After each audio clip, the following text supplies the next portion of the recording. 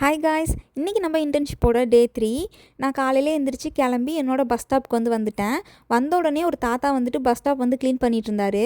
பாருங்கள், ஒரு safety jacket, gloves, cap, shoe எல்லாம் போட்டுட்டு எவ்வளோ ப்ராப்பராக பண்ணுறாருன்னு சொல்லிட்டு அங்கே ஏதாவது குப்பை இருக்கான்னு தேடி தேடி க்ளீன் பண்ணிகிட்ருக்காரு. கொரியாவில் யூஸ்வலாகவே இந்த மாதிரி க்ளீனிங் ஒர்க் எல்லாமே வயசானவங்க தான் பார்க்குவாங்க. அவங்களாம் ரிட்டையர் ஆனதுக்கப்புறம் வீட்டில் சும்மா இல்லாமல் அவங்களோட தேவையெல்லாம் அவங்களே பூர்த்தி பண்ணிக்கணும் அப்படின்றதுக்காக இந்த மாதிரி ஒர்க்லாம் பண்ணுவாங்க.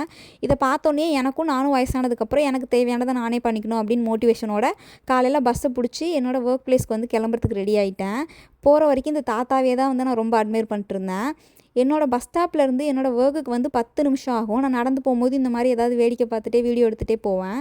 நெக்ஸ்ட் காலையில் நான் பிரேக்ஃபாஸ்ட் ஸ்கிப் பண்ணுறனால எனக்கு பயங்கரமாக பசிக்க ஆரம்பிச்சிடும் 10 மணிக்கே.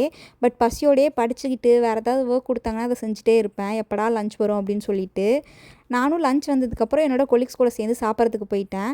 இவங்க போகும்போதே என்ன சாப்பிட்லாம் அப்படின்னு சொல்லிட்டு டிஸ்கஸ் பண்ணிட்டே போயிட்டுருந்தாங்க. எல்லாருமே கொரியன்ஸ் தான். ஸோ எனக்கும் கொரியன் தெரியும் அப்படின்றனால இவங்க கூட நானும் சிரித்து பேசிக்கிட்டே போனேன். போகும்போதே இவங்க சொல்லியிருந்தாங்க, இன்றைக்கி நம்ம நண்டும் போர்க்கும் சாப்பிட்லாம் அப்படின்னு சொல்லிட்டு அந்த ரெஸ்டாரண்ட் கூப்பிட்டு போயிட்டாங்க. அங்கே ஒர்க் பண்ணுறவங்களே நமக்கு சர்வும் பண்ணாங்க. சாப்பாடு நல்லா தான் இருந்துச்சு. நாங்கள் சாப்பிட்டு முடிச்சுட்டு வரும்போது ஒரு தாத்தா வெயில் தாங்காமல் மயக்கம் போட்டார். பட் யூஸ்வலாக யாரும் கண்டுக்கல. இங்கே கொரியாவில் அப்படி தான் இருப்பாங்க. நான் சாப்பிட்டு முடிச்சுட்டு ஒர்க் முடிஞ்சிட்டு இன்றைக்கி என் ஃப்ரெண்டோட கார்லேயே வந்துட்டோம். இன்றைக்கி ஃப்ரைடேன்றனால ரொம்பவே டிராஃபிக்காக இருந்துச்சு. ஸோ உங்களுக்கு அங்கே எப்படி இருக்குன்னு மறக்காமல் கமெண்ட் பண்ணுங்கள்.